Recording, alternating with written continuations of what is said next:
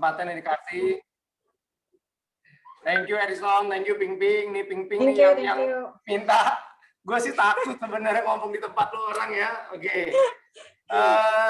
Jadi kalau ditanya sama Edison, kenapa mau bergabung? Kalau ditanya, nggak pernah kepengen bergabung. Jadi bagi gue dulu asuransi itu benar, seperti Edison bilang, itu pilihan yang terakhir. Itu nggak pernah ada dalam list kalau gue pindah kerja, gue mau jadi agen asuransi. Nggak pernah ada dan tidak pernah kepikir.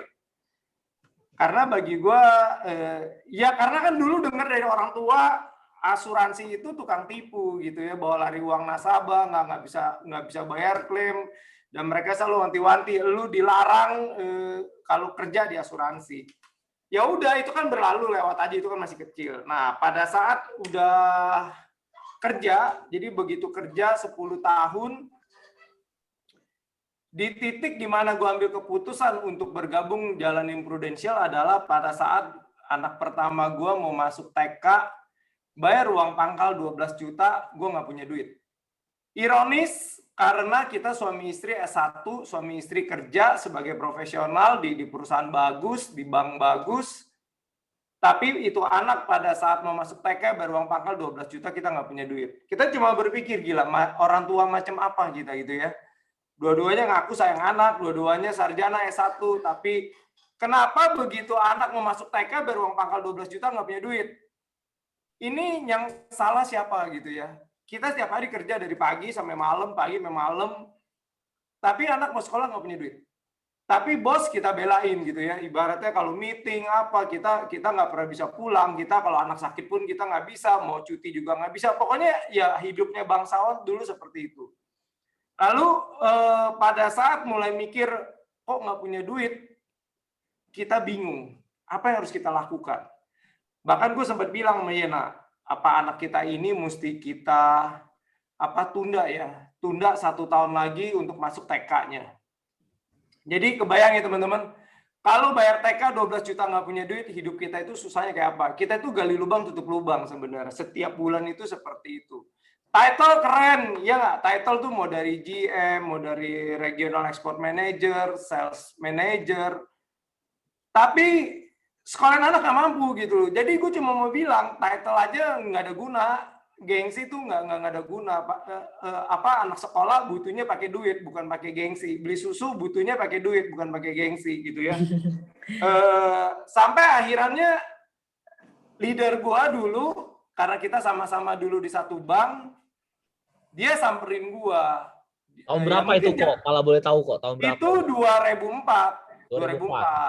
Jadi gue bergabung di Pru tuh tahun 2004. Dia datang, dia jelasin. Waktu dia datang, begitu tahu bahwa itu Prudential asuransi, gue udah bilang, lu pulang aja deh. Lu mau ngapain datang jauh-jauh ke tempat gua kan di Serpong kan, dia kan di Jakarta. Lu mau ngapain datang jauh-jauh ke Serpong cuma buat nawarin asuransi?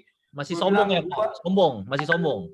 Oh sombong, kan tagnya motonya karyawan kan gini, biar miskin asal sombong kan. Serius, gaji nggak gede, gayanya aja petang-petang gitu ya. Nah, jadi sombong nomor 1. Kenapa? Sombong nomor 1 kata Ping Ping. Oh iya betul, sombong nomor 1 gitu ya. Nah,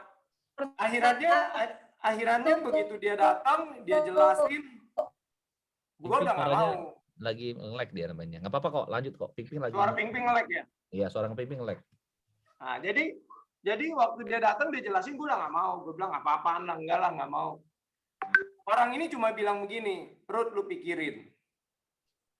Lu kerja sekian lama, maksudnya gini, berapa income terbesar yang pernah lu bawa pulang dalam 1 bulan? Ya gue kasih tau, income gue cuma sekian. Berapa kok, kalau boleh tahu kok dulu kok? Kok kecil, income gue kecil, cuma menang title. Berapa kok? Kita tahu. 9 jutaan, income gue 9 jutaan. Oh, dulu ya. Jadi, dulu 2004 ya, 9 jutaan. Jadi dia tanya, income terbesar berapa? Ya gue bilang aja, gue income gue double digit, padahal 9 juta gitu ya. Terus dia tanya, lu happy nggak? Ya gue bilang nggak happy, orang gue nggak cukup. Terus dia tanya, Lu kepengen punya income berapa, punya gaji berapa? Ya gue mau punya double digit lah. Dia maksa, lu mau double digit lu berapa? Angkanya berapa? Gue sebut angkanya sekian. Bini gue sebut angkanya sekian, beda tuh ya. Terus dia kasih lihat. Dia kasih lihat hari itu bukan PPH, yang dia kasih lihat adalah buku rekening bank yang di print. Jadi dia bilang, nih Ruth, gue setiap bulan terima sekian. Jadi zaman hari itu pembayaran komisi itu sebulan sekali kalau nggak salah. Ya, Jadi dikasih lihat tuh. Jadi setiap bulan gue lihat tanggalnya sama soalnya. Gila ya. Dia bilang gue di sini baru 3 tahun, Ruth. 3 tahun income dia 60 juta. Gue bilang selama ini gue kerja nggak ada orang yang punya income 60 juta dalam waktu 3 tahun. 2004 itu kok ya. 2004. Jadi pada saat dia kasih lihat begitu, mulai goyang gue. Gue bilang gila ya. Ini apakah jawaban doa? Tapi gue kagak seneng nih, asuransi apaan gitu ya. Ya serius. Jadi akhirnya ya kita, dia cuma ngomong gini, lu coba aja. Kalau lu cocok lu terusin, kalau nggak cocok ya sudah. Ya gue cuma berpikir ya udah gue coba, tapi gue coba bukan coba main-main, gue coba ya sepenuh hati gitu ya. Bener-bener gue kerjain. Jadi gue nanya, gue mesti ngapain? Gampang Ruth, setiap hari lu cuma ketemu 2 orang doang, selesai. Cuma sesimpel itu, setiap hari 2. Terus kalau gue lakukan ini di akhir tahun gue dapat berapa? Standar dulu kan? Cuma berapa? 5 juta ya? 5 juta dulu. Ya jadi dikasih 5, 10, 20, 40, 100 juta. Ini loh, masa depan lu seperti ini. Pada saat dia ngomong gitu, gue bilang jangan bullshit lah. Gue buktiin dulu lah, kalau memang benar setahun ini gue bisa dapat angka yang lu ngomong 5 juta, kemungkinan besar bisnis ini benar. Berarti bukan tipu-tipu. Gue masih ngomong begitu, tapi ya makanya gue bilang udah miskin aja sombong gitu. Tapi ya gue bilang sama bini gue, ya udahlah kita coba, nggak ada salahnya. Kalau jadi ya kita terusin, kalau nggak jadi ya udah. Yang penting kita udah coba loh. Bukannya main-main, bukannya bercandaan di sini. Jadi awal mulanya bergabung karena gue nggak punya duit. Karena kerja 10 tahun nggak bisa dapat kehidupan yang lebih baik. Mau buat anak sekolah nggak punya duit, TK, kebayang nggak? Gimana gue sekolahin dia kuliah? Kalau TK nggak bisa bayar, udah pasti kuliah gue juga nggak bisa bayar. Itu sudah pasti. Jadi begitu ada penawaran itu dengan sangat amat terpaksa gue ambil karena judulnya kepepet. Tapi kalau sangat terpaksa ya kok. Amat sangat iyalah. terpaksa. Serius. Karena kepepet, ya udah gue ambil gitu ya. Ya sudah. Ceritanya seperti gitu, Son. Oke. Kok jadi ketika 2004 karena kepepet 12 juta nggak bisa masuk itu, lu datang ke insurance karena kepepet ya kok? Yes. Awal perjalanan, apakah langsung closing? Dulu. Kagak, gila lu. 2 bulan pertama gue nggak dapet closingan. Kesel dong kok, kesel. Udah ini penipu lah, isi sini pasti tipu lah, lu bilang gitu. Gue cuma bilang gini, lu bilang bisnis ini bagus, tapi bagusnya di mana? Kalau bagus, kenapa gue 2 bulan nggak punya closingan? Dan begitu dapat closingan pertama, nasabah gue nggak ada yang gede, nasabah gue cuma 300.000. Jadi gue cuma dapat net komisi 60.000 apa berapa gitu kan? 25.000. Wah, hari itu gue ngamuk gitu loh. Gue bilang, tai ini bisnis. Gue bilang, maksudnya gimana? Kapan 100 juta aja gitu loh? 60.000, bro. Gue bilang sama bini gue. Gila ya, bensin gue bawain dia makanan. Ini kok dihitung-hitung, komisi gue nombok ini. Gimana cara 100 juta? Tapi, ya itu dia gue bilang tadi. Kita berdua ini orang yang taat gitu loh, taat pada sistem. Kalau memang lu mesti jalanin, dan gue kasih kesempatan pada diri gue sampai Desember. Jadi buktiin aja. Kalau memang benar, ya benar gue akan jadi. Tapi kalau nggak benar, ya udah tinggalin. Gitu, Son. Jadi waktu saat itu closing tahun pertama tutup di angka berapa kok? Wah, kecil. Gue closing pribadi setahun itu cuma 150 juta. Gue tuh naik pas-pasan 300 juta. Pribadi 300 juta dulu. 300 juta waktu itu pas-pasan, naiknya pas-pasan kok? Pas-pasan. Ya memang segitu. Ya orang gue part-time gimana? Oke. Jadi posisinya tahun pertama part-time. Tahun Yes. kedua kok. Prestasi lu kan kalau lihat juga sebagai agent luar biasa. Tahun pertama nggak Star Club kan kok? Enggak, kagak Star Club. Tahun kedua Star Club nggak kok? Tahun kedua kan berarti naik UM langsung hari itu. Ya, UM. Begitu naik UM, gue BCC leader. Kenapa kok bisa perubahan sangat jauh luar biasa dahsyat kok? Lu kalau tanya begitu, gue nggak ngerti. Karena begini, gue ngerti sistem pro itu setelah di akhir-akhir UM gue. Jadi mulai bingung, apa nih, apa yang terjadi gitu kan? Nggak ngerti sama sekali. Kenapa bisa begini? Karena kita cuma taunya lu cuma rekrut, rekrut, dan rekrut. Rekrutnya gimana juga, ya banyak salahnya gitu ya. Cara didiknya juga banyak salah. Iya, ya leader tahun pertama yang nggak ngerti apa-apa. Pokoknya udah cuma suruh rekrut, ya kita rekrut. Kita cuma lakukan itu gitu loh. Jadi kita sendiri nggak ada penjualan pribadi, kerjaannya cuma ya begitu, rekrut, rekrut, rekrut, rekrut, dan rekrut. Itu yang terjadi. Tahun pertama tutup income berapa kok tahun pertama? Dengan income 150 juta api, paling 4 jutaan ya? Nggak nyampe. 5 juta gue dapat ya, kurang lebih gitulah, 5 jutaan gue dapat. 5 juta dapat. Tahun kedua jadi berapa kok? Waduh, lu tanya BCC begitu. leader harusnya 25 juta langsung ya? Gue dapat 30 hari itu. 30. Langsung resign nggak kok waktu saat itu? Gue begitu promosi UM, gue resign. Kan gila kok, income 5 juta, masa langsung resign dengan income yang 9 juta kok? Jadi gini, gue cuma berpikir begini, kerja 10 tahun, serius, cuma 9 juta. Kerja part-time, 5 juta. Setahun lagi. Ya nggak setahun kan, dari bulan April sampai bulan nggak April, dari Maret sampai Desember cuma 9 bulan, 9 bulan, dan gue ngerjainnya cuma 6 apa 7 bulan doang, karena ya tapi kan gue tidak full, maksudnya paling gue cuma 7 bulanan, karena gue hari itu ada urusan kantor, gue mesti trip keluar dan lain-lain. Jadi gue bilang jalanin part time 7-8 bulan, ngejar income gue yang 10 tahun. Jadi gue cuma mau bilang begini, kalau gue nggak full time, gue bego, berarti gue nggak waras gitu loh. Dan pada zaman hari itu 2004 promosi leader itu di bulan 3, bulan Maret. Jadi begitu selesai promosi, naik panggung, gue resign. Dan waktu saat lu ngerjakan part time itu pun waktunya sehari paling 3 jam 4 jam ya kok? Enggak lo, jadi gini loh. Pada saat gue part time, gue tuh satu hari gue bisa prospek antara 4 sampai 5 orang. Jadi kita kan jalanin berdua. Gue jalanin bareng sama istri. Gue di kantor jam makan siang gue cerita satu, bini gue cerita satu, Yena cerita satu. Berarti kita udah 2. Pulang kantor kita tuh semua tenggo. Jadi 6:30 kita udah masuk rumah yang nasabah yang pertama. Itu ya berarti udah orang ketiga. Ambil nggak ambil 8:30 kita udah masuk rumah orang yang ke berikutnya. Jadi satu hari itu kita rata-rata 3 sampai 5. Itu yang kita lakukan selama 6 bulan setiap hari. Dan di tahun pertama masih 150 juta dengan cara itu ya kok? Iya, karena kan ya pertama nggak ngerti.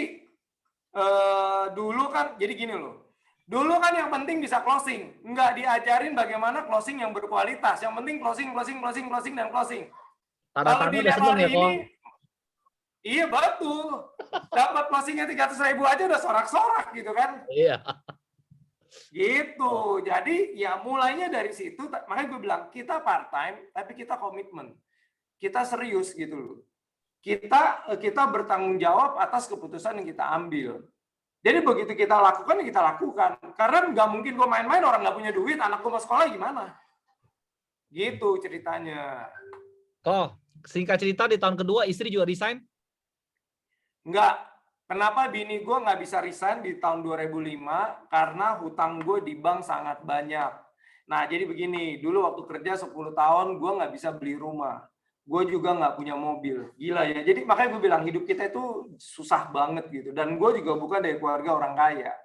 Jadi rumah nyicil, KPR 10 tahun, mobil nyicil 8 tahun. Lu bayangin lu, mobil second 4 tahun, harga 75 juta, gue kreditin 8 tahun. Gila, sesusah apa gue gitu. Jadi gue kenapa bisa dapat waktunya begitu panjang? Karena pakai fasilitas karyawan atas nama istri. OP. Iya, kayak begitu. Makanya kenapa kita itu tidak bisa full time, gua mesti beresin hutang gua. Jadi lu Nah, lunasin jadi sebelum keluar ya, kalau maksudnya gitu kan? betul, karena zaman hari itu profesi sebagai agent itu tidak dianggap. Liabilitas untuk kredit. Betul. Jadi orang bank, apaan tuh profesi sebagai agent? Gue bilang, gue pernah nunggak nggak pembayaran? Nggak pernah. Lu cek gue punya income tuh yang masuk, lu lihat aja, lu bisa buka kok perputaran duit gue. Duit gue pernah turun nggak? Nggak pernah turun. Itu pun dia nggak percaya. Karena dia tidak percaya, jadi gue kerja makin gila gitu. Dan akhirannya di 2006, jadi 2004, ya 2006 istri gue resign. Gue bukan restruktur, maksudnya bukan minta jadi KPR Panjangan. KPR standar biasa, langsung gue lunasin. Jadi hutang bank langsung dilunasin, hutang mobil langsung dilunasin. Tahun berapa lo? Di tahun berapa? Di 2006. Jadi setelah 2 tahun ya kok? 2 tahun di Prudent? Yes. 2 tahun di Pru, hutang dilunasin. Begitu dilunasin, nah teman-teman kantor Yena geger.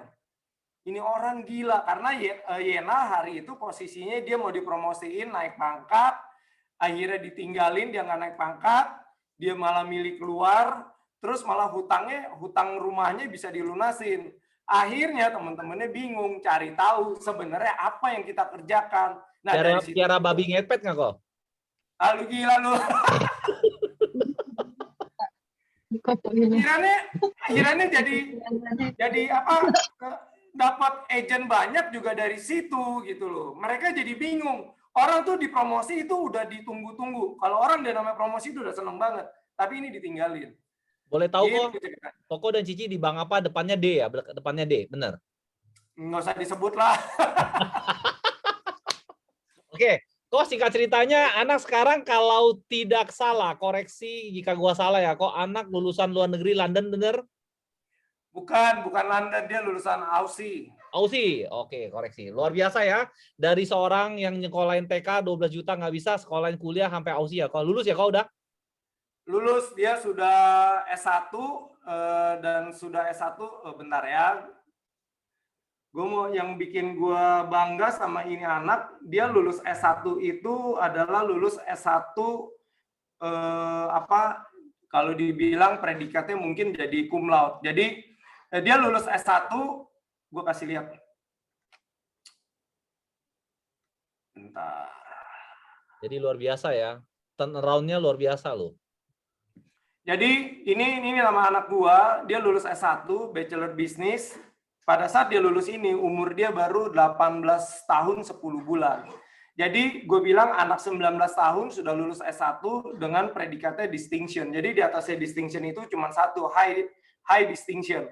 Yeah. Jadi bisa dikatakan ya dia lulusnya cum laude. Istilahnya ya begitu. Dan gue cuma mau bilang, siapa yang tahu anak gue akan jadi sepinter ini, nggak ada yang tahu. Tapi gue akan menyesal kalau gue hari itu tidak berjuang, nggak serius kerja untuk anak gue. Kebayang nggak kalau kita semua punya anak pintar tapi kita malas-malas nggak mau kerja, terus gimana? Apa jadinya hari ini tuh anak? Seperti itu loh. Biasa ya.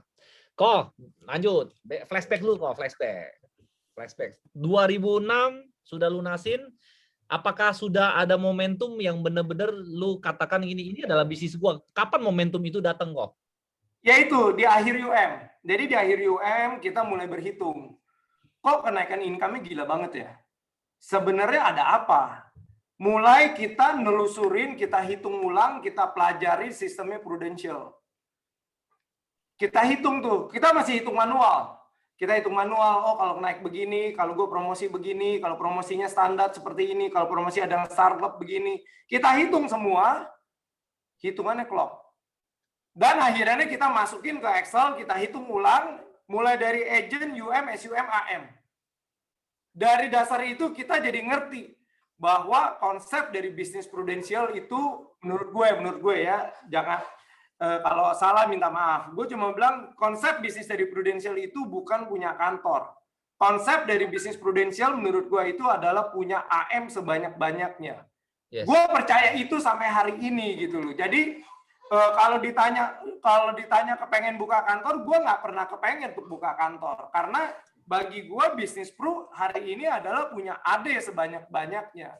Begitu lu punya AD banyak, otomatis duit lu nggak akan pernah stop. Karena kan gue nggak invest apapun, gue nggak ngapa-ngapain, bahkan gue sakit pun duit masuk. Karena ya itu bisnis yang terus bergerak, kita nggak bisa stop.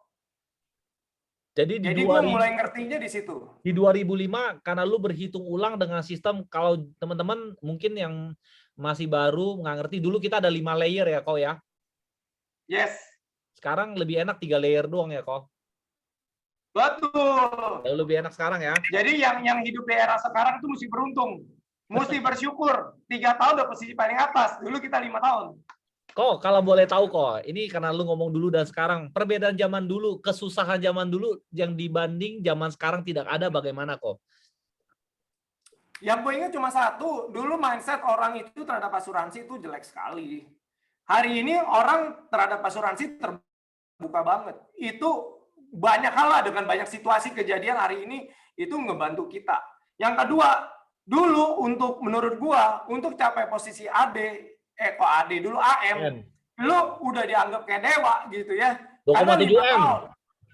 Iya. Nah sekarang hari ini untuk posisi jadi agency director, posisi paling atas itu gampang sekali. Jadi juta. dulu kita tuh nangis-nangis mau naik kan. Sekarang kalian gampang sekali. Yang kedua, dulu tidak ada istilah AD on AD. Waktu gua 2007 naik jadi AM, nggak ada istilah AM on AM. AM on AM itu yang gue ingat baru ada 2010 kalau nggak salah. Generasi kedua itu baru satu layer. Ya. Habis itu baru dirubah lagi 2 layer. sih? 2000 berapa baru 2 layer. Terus bertahan sampai 2016 apa 2018 ya. 19 apa 20 ya baru dijalanin kan. Dan itu gue bilang, gila lu, kalian hari ini beruntung banget ya, begitu masuk langsung sistemnya udah bagus. Gua dulu berdarah-darah, punya AM banyak, dulu nggak dapat apa-apa. Hari ini gila, baru jadi AM aja udah kaya kan, jadi AD udah kaya gitu loh. Dulu gila hari ini. Iya, kalau dulu 900 juta cuma 4 bulan ya kok. 900 juta 4 bulan, iya. Yeah. Betul. Ya, kalau zaman dulu juga nggak ada YouTube ya kok, mau belajar susah ya. Mana ada, nggak secanggih hari ini lah. Zaman dulu kita nggak ada kayak gini-ginian ya kok. Zaman dulu bener-bener hari Senin doang ya. Betul. Senin, Sabtu diskusi sama leader itu doang kan. Oke, Koko dari tadi kan ngomong secara sistem Prudential bagus kok.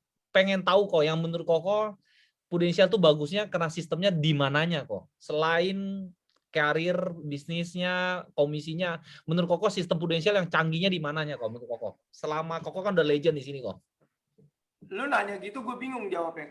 Gue cuma mau bilang begini, Prudential itu sampai sekarang dia tidak pernah nipu kita.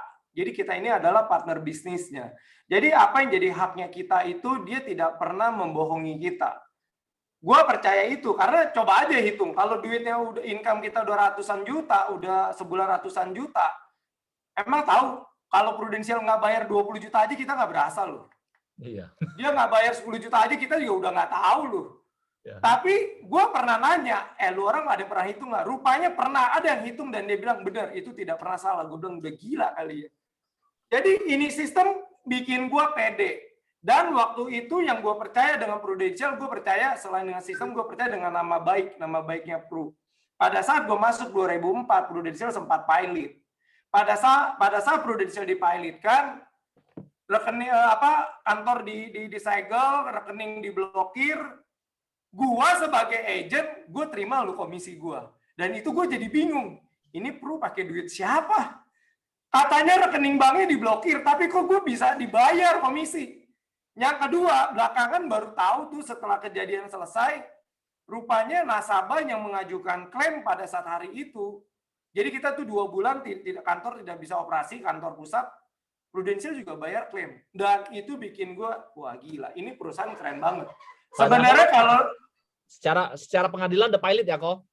Udah pilot.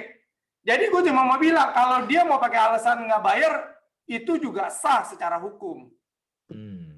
Tapi Tetapi dia tidak kenyataannya dia melakukannya. bayar. Betul. Ini Nah, disitulah kepercayaan gue itu terhadap Prudential itu kuat sekali sampai hari ini. Jadi orang mau bilang apapun, nggak ada lu yang bisa membuktikan itu. Coba siapa? Gue nggak tahu kalau ada perusahaan, kalau memang di statusnya dipilotkan ya kalau bisa bagus, jadi nggak usah bayar. Tapi Prudential nggak begitu. Gue bilang, ini sih gila. oke. Gitu loh. Gara-gara itu lu semakin pede ya kok. Pede. Makanya gini loh. Gua itu tidak percaya dengan apa di luaran lalu ditawarin apalah. Gue bilang belum terbukti gitu loh. Tapi di Prudential kalau dia sudah kasih apalah kayak sistem dulu AM on AM 2 layer, itu kita dibayar semua. Apalagi hari ini 6 layer dan gue bilang ya hari ini sistem yang terbaik gitu. Gampang dan dapat. Masa gini, apa kenaikan jenjangnya gampang dan duitnya juga bener, bukannya tipu-tipu, bukan pakai syarat yang aneh-aneh. Itu yang bikin gue gila ya. Ini Prudential baik banget gitu loh. Seperti itu sih. Di 2020 banyak orang pebisnis bilang lagi babak belur kok. Ya, di 2020 ya kok karena Covid kok. Seorang Koko Rudi Sutarja, income di 2020 naik atau turun kok? Lu kalau nanya gitu, income gue naik sekitar berapa persen kok? Gue lupa. 40% ada loh, 40-45%. 40% di kondisi COVID malah naik 40% kok. Yes. Di rumah nggak ada jaga lilin kan kok? Di rumah nggak ada jaga lilin kan? Kurang ajar lu. Hebat ya, Hei teman-teman, gue mau kasih lihat ini loh. Mana? Ayo kok kasih kok sini kok. Enggak, gue mau kasih lihat ini. Kenapa lo orang mesti percaya Prudential? Ya karena ini teman-teman. Ya ini kan datanya Pru. Jadi neracanya Pru 2019, omsetnya Pru 24,9 triliun. Di mana ya tadi Harrison bilang 2020 pandemi, banyak perusahaan yang mendadak bangkrut lah, tutup lah, omsetnya drop lah. Lihat, di Prudential bisa dibilang relatif stabil. Dia hanya turun 1,3 triliun. Orang lain turun 50%, bahkan ada yang tutup, bahkan karyawannya ada yang dirumahkan, ada yang potong gaji. Prudential nggak lakukan itu. Buktinya dari mana? Buktinya di sini nih. Komisi. 2019 Prudential bayar komisi 4 triliun. 2020 naik loh. 500 miliar. Itu sih gila gitu ya. Coba hitung aja. Berarti itu berapa kenaikannya? Dia ya 100% lah. Ya hitung sendirilah. Jadi secara total, gampang ya Prudential bayar komisi ke kita setiap bulan di tahun 2020 itu kurang lebih 375 miliar setiap bulan. Adakah perusahaan lain yang bisa bayar gaji karyawan sebegitu besarnya? Prudential udah buktiin. Dan itu sampai sekarang kita baik-baik aja.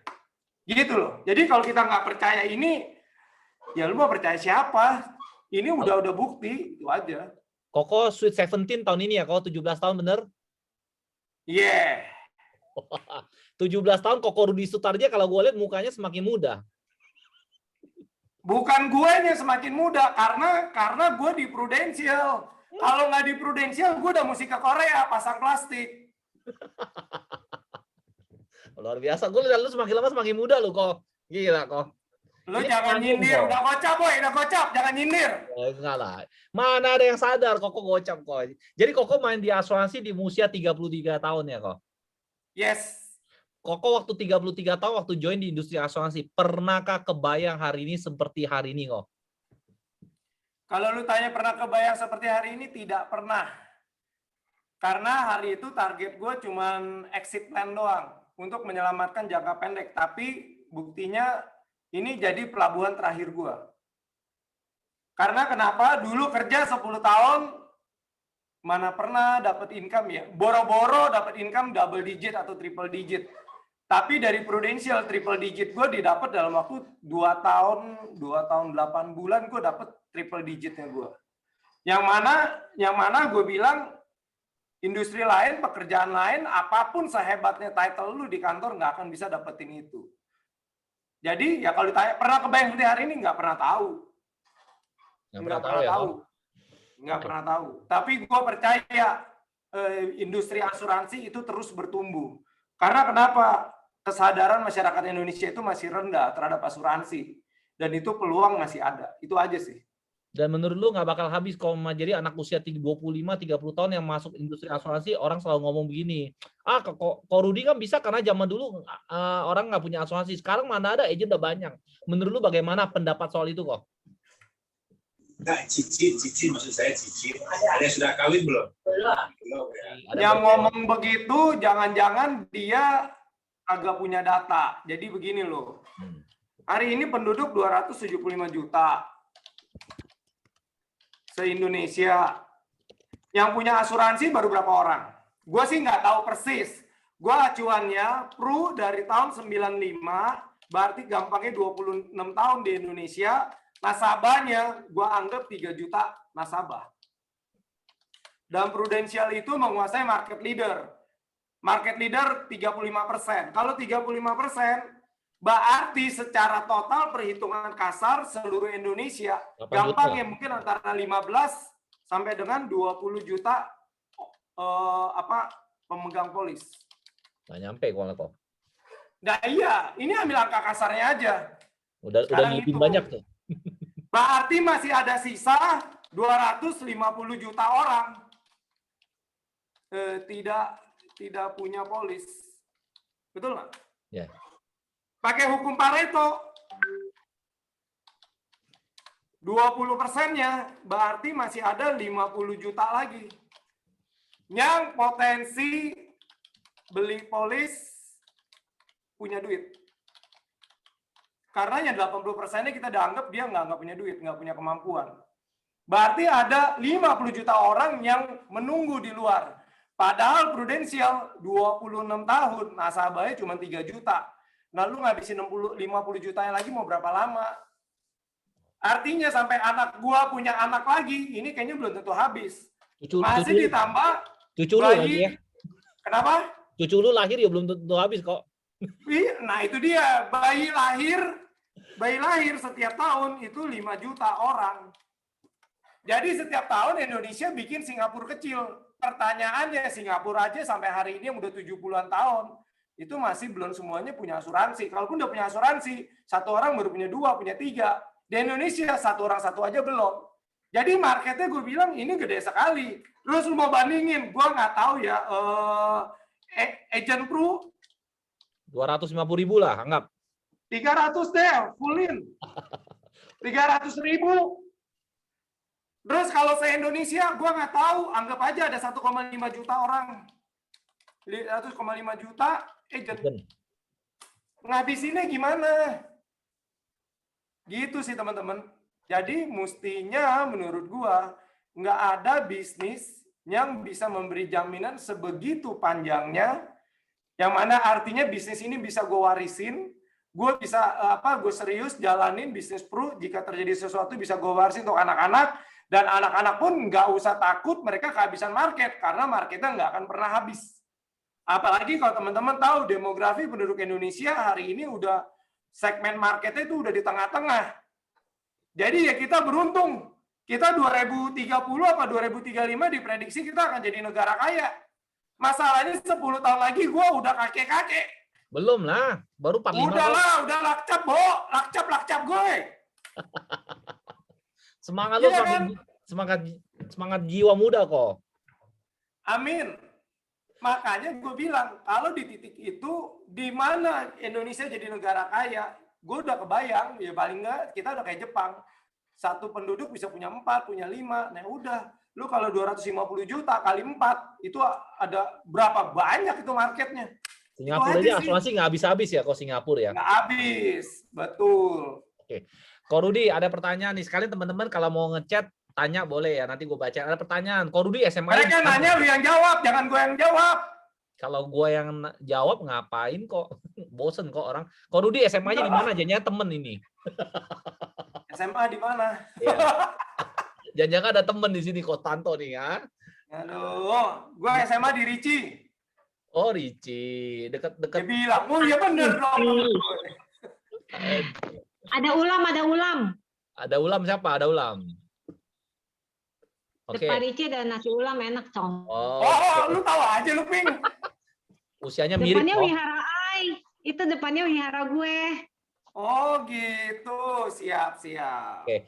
Oh, selama 16-17 tahun di sini kok. Namanya membangun bisnis nggak mungkin kan lu ngomong enak lah.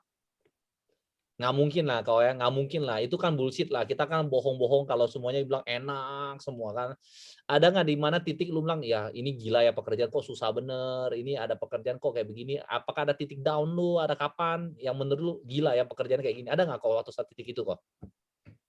Kalau gue bilang nggak ada ya bohong. Jadi gue cuma mau bilang di setiap bisnis itu ada naik turunnya. Gue ngalamin titik terendahnya gue itu waktu di 2015. Waduh. Di mana berasa ya hari itu ya, kok produk Pro itu nggak berkembang banget gitu ya. Kita mau ngapa-ngapain kok kayaknya susah. Dan gue itu terbentuk bukan sebagai seorang produser.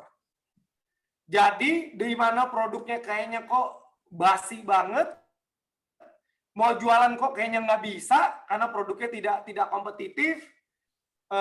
Terus tim yang gue punya juga mandek. Jadi di titik itu gue merasa, wah gila ya kenapa jadi kayak begini ya? Ada apa gitu? Apakah ini jadi akhir dari hidup gue di Pru? Tapi ya teman-teman, gue mau bilang Prudential itu tidak pernah tutup kuping. Jadi nggak lama kemudian Pru kemarin mulai produk-produk baru tuh, mulai PHS kalau nggak salah keluar. PHS lah, PPH, gue bilang, wih mendadak, bang, loncat lagi. Di mana yang udah tadi kita tidak terbiasa jualan karena udah bangun tim sekian lama, akhirnya mendadak kita bisa jualan lagi karena punya pelor baru. Itu sih, jadi di titik itu titik terendah gue tuh. Jadi mau jualan bingung, mau bangun tim bingung, tim kok nggak ada yang jalan, disuruh jalan kok kayaknya berat banget. Tapi ya bertahan aja, gue tetap, jadi gini loh. Yang bikin bertahan adalah kita harus punya lingkungan teman-teman di Pru yang saling support teman-teman. Lu punya teman siapa? Lu bergaul sama siapa? Kita kan nggak mungkin bergaul dengan teman satu kantor doang. Punya teman di luar kantor, di situ yang energinya bagus, yang orangnya positif, ya kita bergaul. Dan itu mensupport banget gitu loh. Tapi kalau kita nggak punya teman, taunya itu doang, ya repot lah kita. Seperti itu sih. Kalau kau Rudi Sutarja, pasti kan ada sebuah role model di Prudential kok. Kalau boleh tahu kok role modelnya namanya siapa? Kalau masih ada, kalau nggak mau sebut nama. Nggak ada. Nggak ada? Udah nggak ada. Udah nggak ada. Kenapa kok? Lu stay di sini kok? Iya, udah nggak ada. Lu nanya gua stay di sini. Oke. Apa dong? Kalau ditanya Prudential kok. Kenapa lu di sini kok? Gue tahu leader lu kok. Jadi ya, kalau ditanya kenapa gue stay, leader gue pindah ke tempat lain. Jadi kalau ditanya kenapa gue stay, pertama satu, leader gue itu pada saat pindah menurut gue dia kasih informasi yang nggak tepat. Di saat itu dia bilang Prudential mau bangkrut, Prudential udah mau tenggelam. Gue siapin lu kapal sekoci. Jadi kita pindah masuk ke rumah baru yang lebih bagus. Pada itu gue yang bingung, kok gue nggak dengar apa-apa tentang Prudential, dibilang mau tenggelam lah, mau bangkrut lah, mau apalah. Akhirnya begitu tahu rumah yang barunya seperti apa, karena gue dulu orang bank, kebetulan bagian kredit, analis kredit, jadi gue cari neracanya. Jadi gue compare, 5 tahun mundur neraca Pru, 5 tahun mundur neraca kompetitor itu. Begitu kita compare, gue lihat, kenapa dibilang Prudential mau bangkrut? Gue bilang semua indikator bagus. Nggak mungkin bangkrut, gue bilang. Gue lihat rumah yang dituju, malah itu lebih jelek. Mestinya kalau mau bangkrut dia duluan, nggak mungkin bro.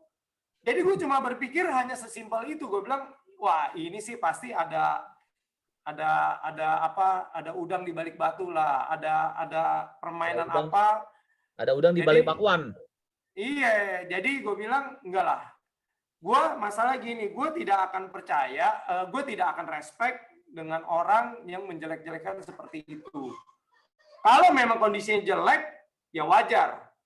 Tapi kalau lu kondisinya bagus, lu jelek-jelekin, itu lu udah nggak bener.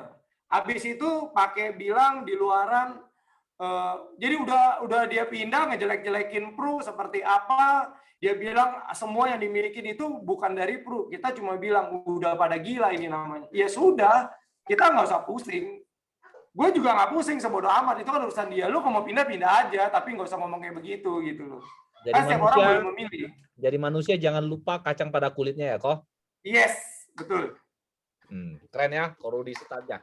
Ko, berjalan waktu 17 tahun. Perbedaan yang terbesar yang lu lihat sekarang di industri asuransi apa, Ko? Dibanding zaman dulu, selain hanya maksudnya tentang mindsetnya orang, tentang di masyarakat, tentang asuransi jauh lebih berkembang. Menurut lu, apakah Prudential jauh lebih berkembang dibanding dulu, Ko?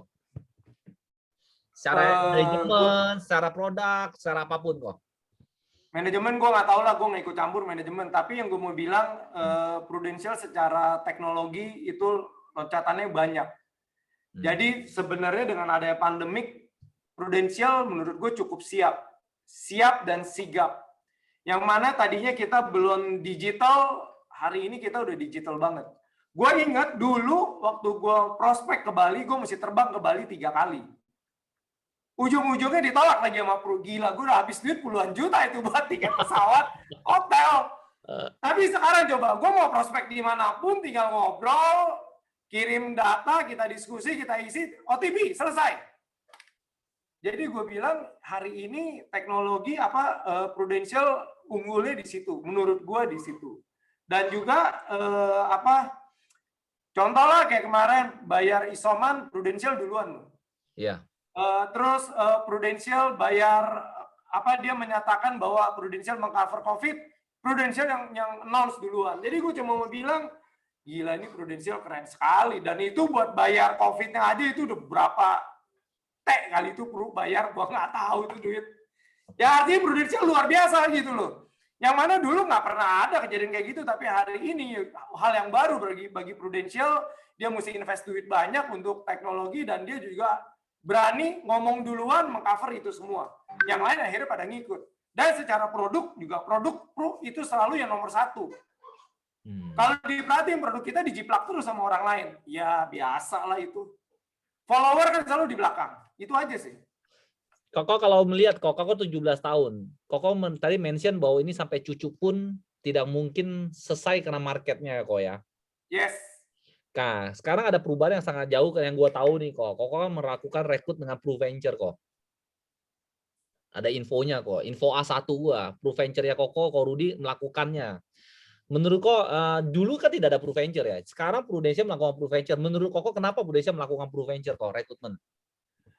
Kalau lu tanya Prudential melakukan PruVenture, sebenarnya adalah Prudential mau bantu kita nih.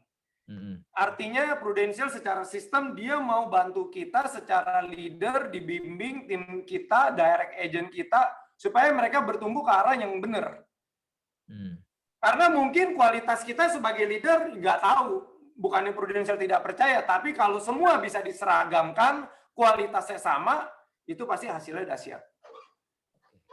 Makanya dibikinlah seragam pakai lewat jalur PruVenture ya, kok? Yes. Oke, banyak kan yang berhasil udah MDRT, COT, gue bilang wah gila ini ya program bagus. Oke, jadi Koko menurut Koko adalah jadi seragamnya ya, Kok. Nah, betul. Menurut Koko kesulitan menurut Koko sebagai agent banyak kenapa agent gagal menjalani bisnis ini, Kok? Karena kita kan fair juga ngomong, Kok. Banyak orang yang jadi agent akhirnya mundur secara teratur. Menurut Koko, kenapa mereka mundur teratur, Kok? Karena mereka nggak tahu bisnis Pru itu gede. Mereka nggak bisa berhitung. Mereka bukan orang yang berkomitmen, persisten. Jadi mungkin masuk di bisnis Pru cuma ngikut-ikutan doang. Tapi dia tidak tahu apa yang harus dia lakukan. Kalau cuma mau ikut-ikutan doang, gue rasa di bisnis manapun, lu di pekerjaan manapun nggak akan pernah bisa sukses. Tapi kalau lu tahu apa yang bisa diberikan dari bisnisnya Prudential, maka kita akan tahu juga apa yang akan kita dapatkan. Kalau kita tidak pernah tahu ini bisnisnya bisa mengarahkan kita kemana, kita nggak akan pernah tahu ujungnya kita ini dapat apa. Jadi kalau gue bilang baik orang gagal karena mereka tidak tahu dan mereka tidak komitmen, mereka tidak persisten, ya mungkin cuma sekedar main-main doang, mungkin cuma merasa gengsi. Kalau cuma berpikir begitu, coba aja cek hari ini yang bisa beli rumah bagus, beli mobil bagus, itu kebanyakan agent. Dan kalau boleh disebut, itu kebanyakan juga agent Pru. Menurut gue sih begitu. Kok, zaman dulu flashback kok. Pernah jalan-jalan ke luar negeri, kok mention nggak pernah ya kok? Jalan-jalan ke luar negeri dari mana? Dari kantor Sebelum Pru. sebelum Pru pernah, tapi kerja, bukan jalan-jalan. Kemana? Lu nanya kemana bentar ya? Gue pernah ke Spanyol, gue pernah ke Iran, gue pernah ke Sri Lanka. Ini daerah gue nih, daerah Middle East dan Asia Selatan. Gue pernah ke Dubai. Gue pernah kemana lagi ya? Itu sebelum Pru ya? Sebelum Pru. Oke. Tapi itu kerja? Kerja. Oke. Jadi bawa tenteng-tenteng laptop? Bawa laptop, bawa sampel barang. Oke. Nah, Pulang-pulang dikejar, mana omsetnya? Setelah di Pru, perjalanan berapa kota kok? Wah lu gila, lu tanya berapa kota, gue udah nggak inget. Kira-kira? Banyak sekali, udah nggak tahu. Nggak tahu? Udah nggak tahu, banyak sekali, udah puluhan kali ya. Gue rasa 50 kota ada kali ya. 50 Nggak kota inget, ada ya? Ya, banyak sekali lu bawa. Perjalanan prudensial yang menurut lu outstanding, apakah destinasinya, jalan-jalannya, atau treatmentnya kok? Boleh nggak lu bantu kita ceritain kok? Lu kalau tanya itu dua-duanya. Prudential itu kalau kasih kita jalan-jalan itu jalan-jalannya luar biasa banget. Gua pertama kali amazed itu waktu diajak ke Swiss dan ke Jepang. Gue bilang gila ya, sebegitu bagus. Norak kan, nggak pernah lihat yang segitu bagus gitu ya. Contoh mana kok? Bagusnya di mana? Ceritain dong kok. Nah, jadi pada saat jadi gini, Pro kalau bawa kita pergi, itu dia selalu sesuaikan dengan situasi di kota itu. Jadi pada saat waktu kita dibawa ke Jepang, hari itu di Jepang lagi zamannya Sakura. Dan kita tahu momen Sakura itu cuma paling 2 minggu. Jadi orang semua berlomba-lomba untuk masuk ke Jepang untuk foto dengan Sakura, dan itu belum tentu dapat. Tapi Pro bisa bawa kita semua untuk lihat itu, foto dan lain-lain. Bahkan diajak ke taman, lu boleh ngapain. Gue bilang, gila ya. Terus yang kedua, kalau Pro kasih hotel, ajak makan, ajak pergi, itu masuk atau pergi ke tempat yang kalau lu beli sendiri tur, nggak bakal lu bisa masuk. Jadi, gue cuma bilang, ini Pro, servis kita gila sekali. Jadi kita di sini kerja, bangun bisnis, tapi Pro juga kasih reward yang kita bilang kita nggak akan bisa beli sekalipun kita punya duit. Contoh, Pro bawa kita makan malam di gedung MPR DPR. Pro bawa kita makan kalau yang di Amerika naik di kapal perang. Ya, Hawaii. Nah, Hawaii. Terus Pro bawa kita, banyak deh. Salah satu yang gue ingat lagi hotel. Bawa kita ke 7 Diamond. Gue bilang udah gila kali, hotel 7 Diamond kayak apa. Tapi begitu dibawa, at least gue pernah sampai ke situ. Bawa ke hotel yang diinepin sama semua kepala negara dunia, kalau datang nginepnya di hotel itu, dan kita dibawa ke sana. Gue bilang ini sih nggak main-main. Ini dahsyat banget. Dan 2 tahun ini jadi kangen ya kok? Iya, betul. Kagak bisa pergi. Biasa kita sampai takut pergi kok. Sekarang jadi kangen pergi kita. Yes, betul. Biasa ya kok. Jadi pengalaman lu outstanding itu kok. Jadi jalan-jalan dapet ya kok. Kok bagaimana, ada pertanyaan dari teman tim kita. Bagaimana maintain tim agar bisa menjadi sebesar hari ini kok? Apa yang lu ajarkan kok kepada tim kok? Nggak ada yang gue ajarin. Jadi kalau gue bilang bisa besar karena ada sesuatu hal tangan leader dong kok. Nggak ada. Tidak ada yang istimewa. Karena gue bilang sama tim gue semua, bentar ya. Gue bilang sama semua tim gue bahwa kalau mau sukses, ini nih, acuannya di sini. Kita mesti bisa lihat ini ke depan. Ini yang mesti kita bisa lihat. Ini yang gue kasih tahu ke semua tim gue, lu mesti bisa lihat bisnis Pro ujungnya ada di mana. Ini perhitungan simpel ya, perhitungan simpel. Jadi dengan perhitungan yang sesimpel ini aja, hidup kita itu tidak akan pernah kekurangan. Tinggal lu sebut, lu mau punya cabang unit bisnis yang seperti ini mau berapa banyak. Nggak ada yang bisa larang. Lu mau punya 100 boleh, mau punya 1000 boleh, mau punya 10.000 boleh, nggak ada yang larang. Jadi masa depan kita di tangan kita, bukan di tangan bos. Tapi kalau di luaran nggak bisa kita lakukan ini, kita nggak ada kebebasan untuk ngatur semuanya. Pasti akan kena dibatasin, dilimitin, nggak boleh lu nyebrang ke wilayah sini, nggak bisa. Lu mau buka bisnis hari ini se-Indonesia silakan. Lu mau leader lu UM, AAD dan AD, mau ada dimanapun silakan. Prudential tidak pernah larang. Ini konsepnya. Ini yang gue jelasin ke mereka. Jadi lu jelaskan visinya seberapa jauh ya kok? Betul. Kalau mereka nggak ngerti, gue kasih tahu. Lu mesti punya pandangan seperti ini. Karena yang Prudential kasih adalah bisnis.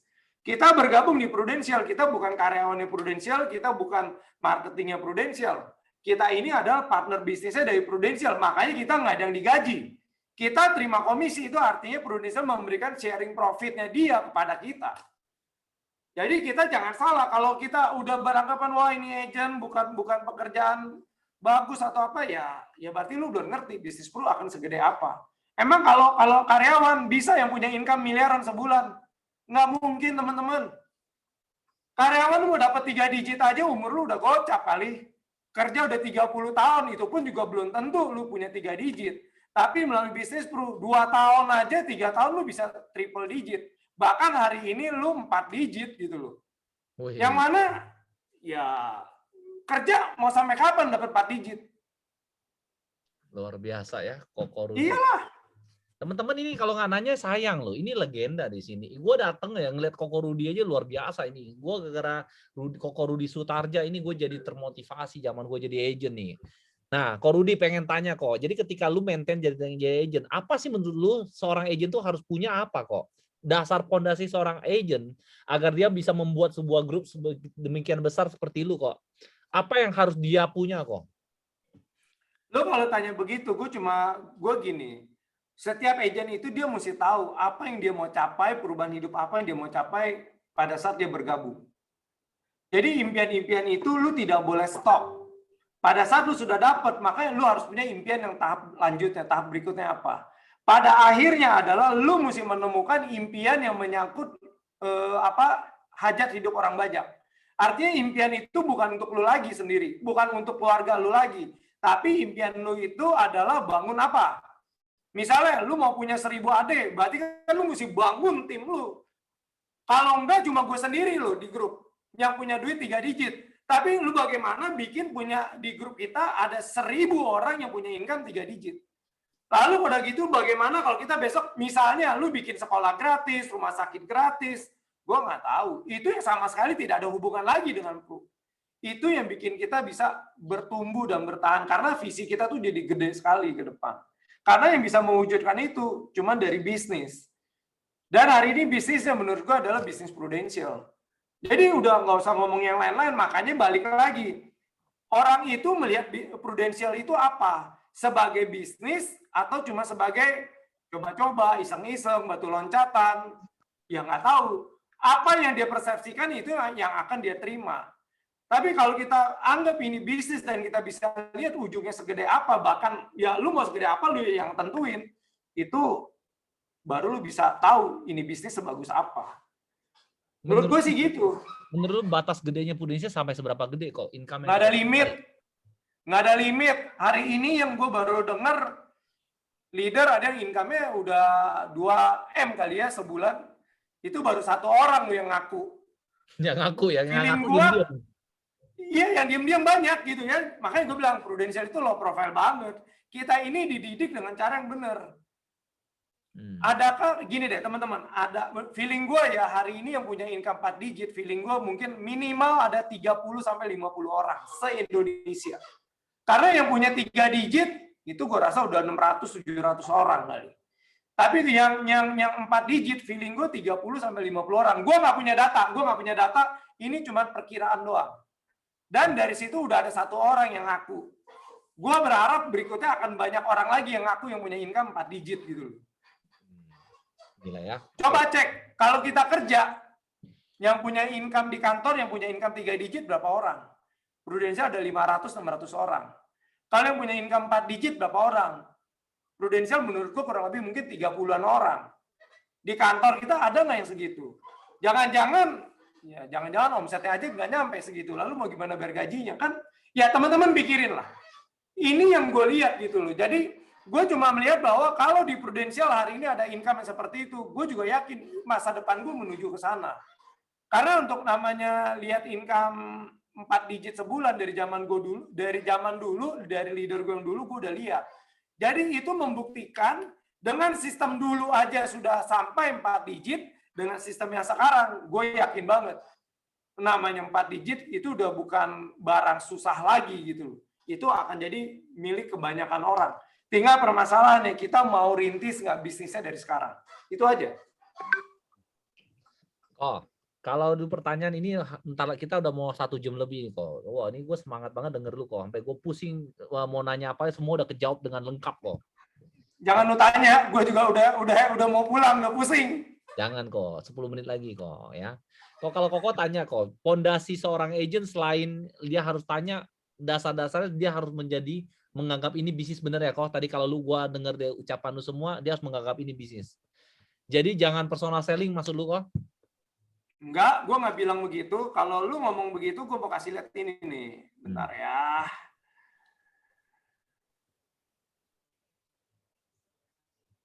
Bisnis pro kan begini. Bisnis pro kan ini. Lu bisa jalanin 2. Lu mau jadi produser boleh, lu mau jadi team builder boleh. Masing-masing dari semua pilihan lu, ya lu ada konsekuensinya. Kita harus ngerti. Kalau gue jadi Superman, apa yang akan gue terima? Kalau gue jadi Avenger, apa yang akan gue terima? Ini harus teman-teman putusin dari awal. Kalau lu sudah putus jadi Superman, lu jangan komplain. Kalau besok yang Avenger lebih kaya. Kalau besok yang Avenger bisa lebih muda. Kalau yang Avenger besok bisa menikmati hidupnya lebih baik dengan kualitas hidup yang lebih baik.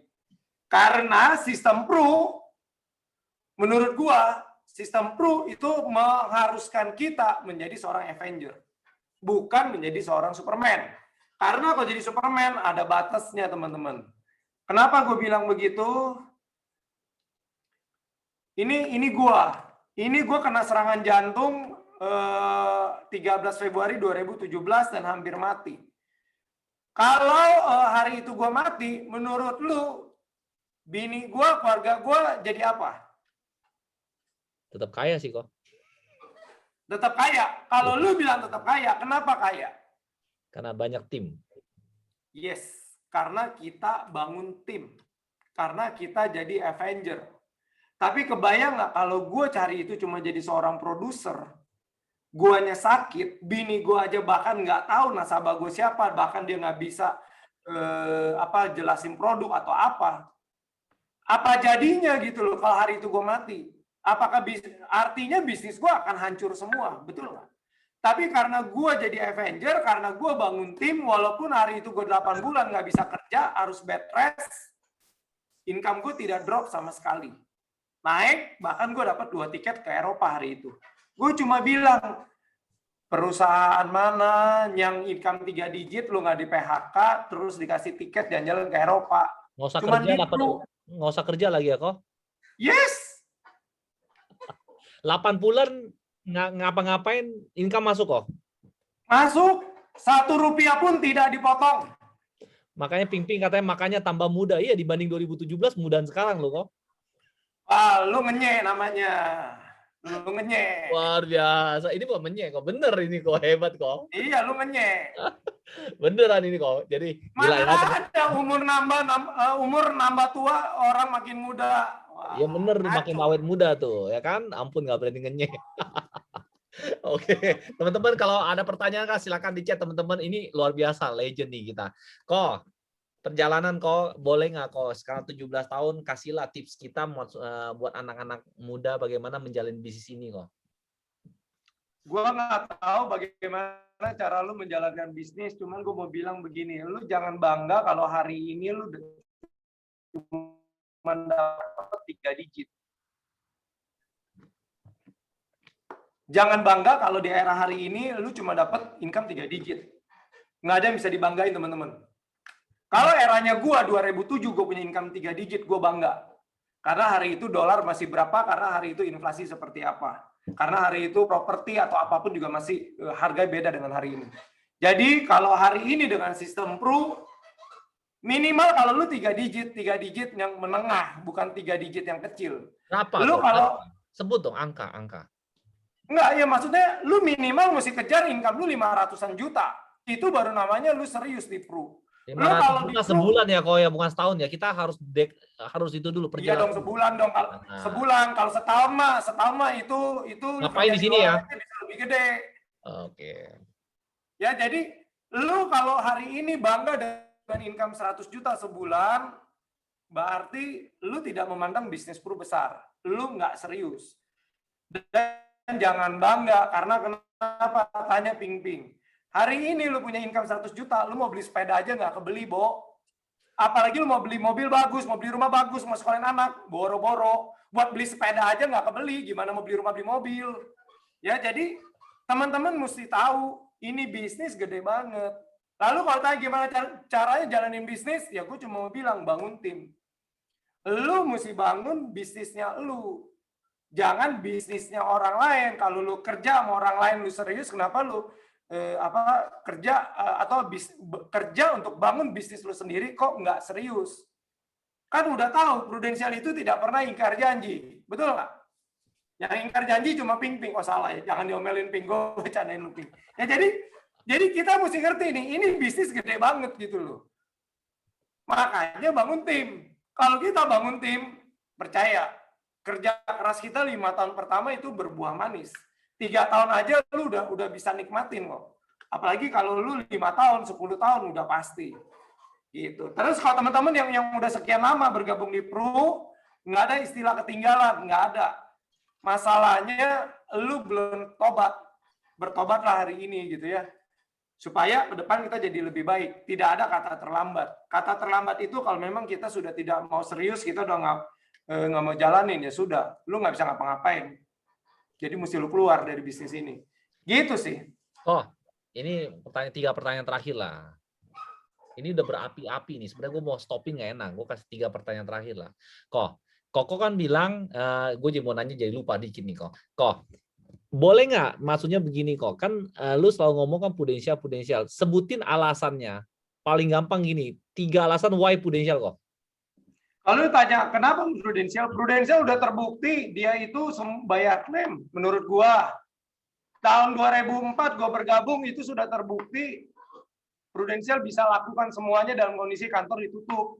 Terus semakin hari semakin kesini mau secara produk, sistem dan juga pembayaran komisi jenjang karir itu kita dikasih yang lebih baik. Di zamannya gua nggak ada istilah ada 6 layer, nggak ada. Hari itu gua jadi AM 1 layer pun nggak ada, tapi hari ini jadi 6 layer. Jadi kalau terus market begitu besar, market begitu gede, kalau kita tinggalin industri ini, berarti kita buang emas di depan kita. Hari ini lu nggak punya emas, tapi lu udah buang emas, itu kan aneh gitu kan. Jadi gue suka bilang, lu nggak punya Mercy, tapi Mercy orang lu bakar. Yang gila siapa gitu loh. Jadi kalau teman-teman mau apa, kalau ditanya kenapa mesti di Pru, ya gue nggak tahu deh. Itu sih kalau menurut gue begitu. Teman-teman mesti temukan sendiri kenapa teman-teman harus ada di bisnis ini. Compare aja. Kalau dulu kerja 10 tahun seperti apa? Gini deh, gue kasih lihat. Dulu waktu gue jadi bangsawan, 10 tahun bangsawan gue cuma bisa beli rumah seperti ini. Ini rumah cuma luasnya 162 meter, gua beli dengan harga 99 juta. Kenapa begitu? Karena nggak punya duit. 10 tahun kerja. Tapi dari bisnis Prudensial, 5 tahun di Prudensial, ini yang gue dapat. Ini rumah 500-an meter dan harganya miliaran. Dulu 10 tahun kerja, beli rumah 162 meter, harga di bawah 100 juta, gue nggak punya duit. 5 tahun di bisnis Prudensial, gue bisa beli ini rumah dan gue happy. Hari itu gue sempat bayar cash keras semua. Jadi gue cuma mau bilang bahwa siapa yang bisa rubah hidup kita gitu loh, kalau bukan Pru. Kalau lu memberi kesempatan diri lu untuk berubah. Tapi kalau lu nggak mau berubah, ya Pru tidak akan pernah bisa maksa lu untuk berubah. Pru tidak akan kasih lu duit tanpa lu kerja, nggak akan. Itu nggak fair. Tapi kalau lu mau kerja, di sini semua ada hasilnya gitu loh. Serius, kan gue bilang tadi, dulu gue nggak bisa sekolah anak gue masuk TK, tapi hari ini anak gue dua-duanya bisa sekolah di luar negeri. Satu lagi Itu duit sekolah di siapa? mana Duit kok? lu. Satu lagi luar negeri di mana? Di Singapura, di Raffles. Travel mereka bilangnya. Interior design. Dan Luar anak biasa, gue ya. ini, walaupun anak gue ini yang kedua belum lulus, anak gue ini udah dapat kerjaan lah kemarin. Kerjaan ya bagi gue lumayan, anak belum lulus, D3 aja belum kan ibaratnya begitu, tapi udah bisa dapat proyek harganya 50 juta. Gue cuma bilang, lu sih keren gitu loh. Dia sudah bisa kenapa? Anak suksesor nggak kok? Anak suksesor, tapi ya ini masih gue ajarin dia lah. Anak yang gede terutama, gue masih bimbing dia. Tetap harus ke Pru menurut lu? Kalau lu tanya gue tidak pernah maksa. Tapi gue mau kasih dia lihat. Kalau lu nggak, kan jadi gini. Orang paling idealis kan kalau dia nggak pernah lihat faktanya seperti apa, dia nggak akan ngerti. Kalau lu mau tahu kejamnya dunia di luar kayak apa, ya lu kerjalah. Gue udah bilang lu kerjalah, lu cari tahu lah apa, biar lu rasain susahnya kayak apa gitu. Tapi di bisnis Pru, gue juga nggak bilang gampang. Lu juga mesti rintis, nggak ada yang gratis. Apa yang gue punya ini gue punya, bukan lu punya. Lu kalau mau, lu juga mesti berangkat dari nol. Lu mesti lakukan apa yang dulu gue lakukan. Emang caranya bakal sama kok? Caranya bakal sama. Cara dulu sama sekarang emang sama kok? Cara dulu sama sekarang jelas beda dong. Kalau nggak kita nggak akan pernah bisa maju pakai cara yang lama kan. Ya dia harus ngikutin dengan perkembangan zaman hari ini. Ya dia mungkin mesti pakai sosial media, mungkin dia mesti ngerti apa digital dengan lebih canggih. Iya kan? Kalau gue masih tersendat-sendat, Proofos ini error, mesti diapain, mesti bingung kan? Tapi Proofos ya, masih buka kan? Kok Proofos masih buka kan? Masih buka. Ya bikin di situ. Gue kira cuma hanya ngecek hari Rabu komisi doang masuk kok. Gila lu, ngecek komisi nggak usah di Proofos, ngecek komisi langsung di rekening bank aja. Oh, ada pertanyaan 2015 sempat down, bagaimana cara bangkitkan diri lu waktu down kok? Ya itu tadi yang gue bilang, ketemulah orang-orang yang punya visi ke depan lagi, nanya perkembangan ini seperti apa, ada ya nggak tahu kalau memang ini orang punya akses ke kantor pusat, ada bocoran nggak, perkembangan Pru ke depannya mau gimana. Itu yang bikin kita dapat informasi duluan dan itu menentukan langkah berikutnya kita mau jadi seperti apa. Gitu loh. Tapi ya gue terus terang bersyukur 2015 ngedrop, 2016 kita udah kena badai, kita kena badai di 2016. Jadi begitu kena badai ya akhirnya ya gue ketemu lah dengan kantor agensi yang sekarang gitu loh. Jadi gue bersyukur dengan kondisi itu. Gitu teman-teman. Percayalah di balik badai itu ada pelangi teman-teman. Di balik hujan lebat pasti selalu ada pelangi ya dok? Yes. Betul. Koko, ini kita udah mau akhir lah. Pertanyaan 2 lah ya. Visi misinya Koko apa sih Kom? Sampai 17 tahun kan dari awal sudah melewati. Apa yang lu dapat dulu deh kok? Menurut lu selain uang apa yang lu dapat perubahan terbesar setelah lu di Prudential kok? Sebelum lu jawab apa yang lu cari di Prudential kok untuk nextnya? Kalau ditanya perubahan adalah upgrade diri sih.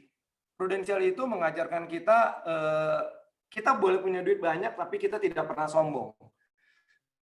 Karena kenapa itu agak putus atau gua doang yang putus? Dan selain itu kita juga di sama Prudential untuk belajar. Halo, dengar gua nggak ya? Agak putus kok. Ngehang. Atau gue ngehang atau Koko Rudi? Oke, lanjut kok. Boleh kok. Udah bagus. Oke ya. Jadi gue cuma mau bilang bahwa kita bukan hanya bertumbuh secara income, tapi kita bertumbuh secara diri kita sendiri, secara pribadi. Jadi kepribadian kita pun juga di-upgrade. Prudential banyak sekali kasih ya sharing, pembelajaran, itu yang bikin kita ngerti. Ya, menurut gue sih itu. Jadi duit mah lu bisa cari, tapi pembelajaran untuk upgrade diri sendiri nggak banyak perusahaan yang mau berikan ini untuk kita. Pengembangan Karena dulu waktu gue kerja, pengembangan diri lah ya. Betul, karena dulu waktu gue kerja, bos gue sendiri nggak mau, gue pindah-pindah kantor, bos gue itu tidak ada yang kasih gue, Ruth, lu ikut seminar, lu belajar ke sini, ke sana, nggak ada sama sekali. Karena mereka bilang, buat apa bikin pinter karyawan? Kalau karyawan bikin pinter, besok dia pindah, keluar yang untung kompetitor. Gue cuma bilang, lu apa bos macam apa kalau punya pikiran seperti itu. Justru kalau karyawan lu bikin pinter, dia nggak akan pindah keluar, karena dia berpikir, buat apa gue pindah keluar? Belum tentu orang lain bisa kasih seperti apa yang gue dapat hari ini. Betul dong? Tapi dari sisi bos, dia berpikirnya beda. Tapi lu lihat, Prudential nggak pernah berpikir aneh-aneh. Dia kasih kita semua. Dan itu bikin gue happy gitu. Dan kita banyak ketemu orang-orang hebat di sini. Dan kita sebagai leader pun kasih yang bikin anak kita mau lebih pintar dibanding kita ya, kok ya? Udah pasti. Itu kan salah satu kita punya misi di Prudential kan. Bantu nasabah, bantu tim, otomatis kita terbantu diri kita. Gimana kita bisa bantu diri kita kalau kita nggak bantu tim, nggak bantu nasabah, nggak akan pernah. Tapi kalau di kantor dulu kerja, mereka selalu menyelamatkan kantongnya mereka dulu. Keuntungan masuk perusahaan kalau ada lebih disisihkan buat kenaikan gaji, tapi Prudential balik. Cara kerja kita di sistem Prudential kita terbalik. Kita bangun tim, kita bantuin orang dulu, baru kitanya bisa terbantu. Kita yang terakhir, teman-teman. Ini yang menurut gue ini keren. Ya, terus kalau ditanya ke depannya, yaitu dia. Gue kan dulu datang bukan dari keluarga orang kaya. Gue pernah kena PHK. Gue pernah ngalamin sampai nggak bisa beli susu buat anak gue. Jadi yang gue bilang tadi, gue pengen banget punya ya panti asuhan. Gue pengen banget punya sekolah gratis.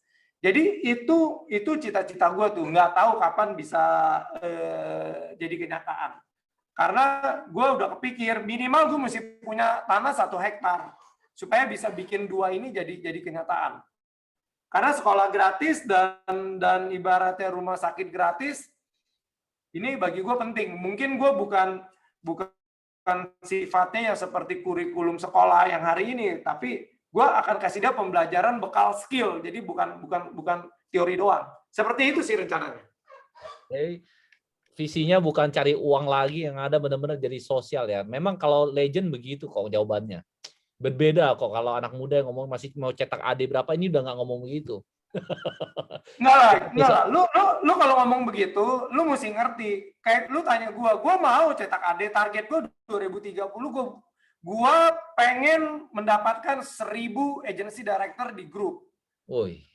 Tapi kalau tanya kenapa 1000, ya tujuannya bukan itu. Tujuannya karena gue mau punya panti asuhan. Gue mau punya sekolah gratis, panti asuhan gratis, sekolah gratis. Itu yang gue kepengen gitu loh. Karena sekarang gini, dulu waktu gue nggak punya duit, gue makan juga cuma sepiring. Hari ini lu punya duit, emang lu makan berapa piring? Sepiring juga kok. Malah yang ada seperempat piring kok sekarang kok, kalau lihat lu. Kenapa? Yang ada sekarang seperempat piring, makan kolesterol dikit nggak berani. Nah iya makanya kan. Jadi ya gue cuma mau bilang, ya kita kan, ya maksudnya gini lah, kita makhluk sosial lah. Lu mesti berbagi lah. Berkat yang Tuhan kasih ke lu itu menurut gue sih itu hanya anugerah titipan Tuhan. Gue mesti ya salurkan ke tempat lain. Itu aja sih. Luar biasa ya. Jadi visi lu adalah mempunyai panti asuhan, tetapi untuk mencapainya lu ingin mencapai satu grup AD lu adalah 1000 orang AD. Yes. Jadi kan gue tidak bergantung sama orang. Kasihan kan kalau bergantung dari donor. Ya kalau ada yang donor, kalau ada yang donor anak-anak asuhnya gimana? Targetnya begitu. Luar biasa Koko Rudi hari ini sharingnya ini inspiratif. 1 jam 15 menit ini dapat banget 17 tahun pengalaman lu kok. Apakah mungkin ada pesan-pesan terakhir buat kita sebelum kita akhirin Koko Rudi? Teman-teman jangan pernah menyerah. Prudential ini adalah kendaraan yang paling tepat, kendaraan yang bisa kita berubah hidup dengan sangat cepat. Tapi kalau dengan catatan, kalau kita serius. Kalau kita nggak serius, lu mau pakai kendaraan apapun nggak pernah jadi apapun. Jadi gue cuma bilang ini kendaraan terbaik, terbukti tahan uji. Ya, dari tahun 2004, gue ngalamin masuk 2008 Krismon, hari ini 2020 badai COVID. Itu pun terbukti bahwa bisnis asuransi sampai kapanpun tetap orang perlu. Negara semakin maju, orang semakin sadar akan pentingnya asuransi. Jadi hari ini kita ada di golden time. Karena dengan ada pandemik, kalau tahun depan semua pulih, orang sadar. Hari ini aja orang udah banyak yang sadar penting banget punya asuransi. Apalagi begitu semuanya pulih, siap-siap. Tinggal masalahnya dia cari siapa gitu kan. Itu aja teman-teman. Sukses. Thank you Ko Rudi, luar biasa. Ko Rudi benar-benar luar biasa, sangat. Teman-teman, bagi yang ingin saya thank you, silakan boleh unmute. Ini thank you Ko Rudi, benar-benar waktu berharganya. Gue nggak berani nyuri waktu lu yang berharga. Siapa tahu suatu nanti gue belajar naik sepeda malu ya Ko. Wih, gila lu, belajar naik sepeda sama Ping Ping tuh. Dia udah pakai RB, udah kenceng dia sekarang. Iya, aduh. Ini harus belajar dari lu. Tunggu lo tarik. Serius, gue masih pakai sepeda ontel. Dia udah pakai RB. Alah, ngomong aja. Ngomong-ngomong, sepedanya harganya berapa kok sepedanya kok? Astaga, nggak usah disebut lah. Karena kalau disebut, gue jadi tidak nyaman, deg-degan terus kan. Nanti kalau di jalan yang ada ngeliatin sepeda lu doang ya kok. Thank you Ko Rudi, jadi sekali lagi sharingnya benar-benar luar biasa. Thank you teman-teman, semoga bermanfaat. Kalau ada kata-kata yang salah, minta maaf. Kalau ada yang nggak cocok, teman-teman silakan diskusi dengan direct leader Anda, karena pasti direct leader Anda yang lebih tahu apa yang terbaik buat teman-teman. Thank you, God bless. Thank you Ko, Ko thank Rudi. you ya. Bless you. Thank you Ko Ko Rudi, Rudi. thank you ya. Gue langsung pamit ya. Thank you Ko Rudi. Ko Rudi, thank you. Thank you. Bye. Halo.